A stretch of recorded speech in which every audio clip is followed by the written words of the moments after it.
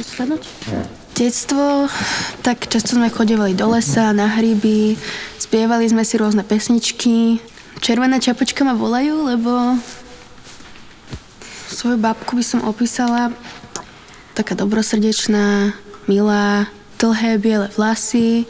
Som jej povedala, nech si nedá ostrihať, lebo by vyzerala katastrofálne. Košičku babičke nosievam, nejaký chlebíček, čas nejaké koláčiky, aj keď to by teda babička nemala jesť, ale ja aj vždycky doprajem. Vlka, no ja som vôbec najprv neverila všetkým tým poverám, že je v lese, ale potom sa stalo, čo sa stalo, no. Nepripadám si ako hrdinka, ako vlk je síce strašný, ale Tupálko je skutočný hrdina. Ten boj je s oveľa strašnejšou vecou.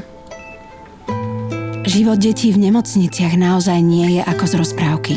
Prispejte aj vy na klaunské večerničky pre všetkých malých hrdinov. www.červenynos.sk. Ďakujeme.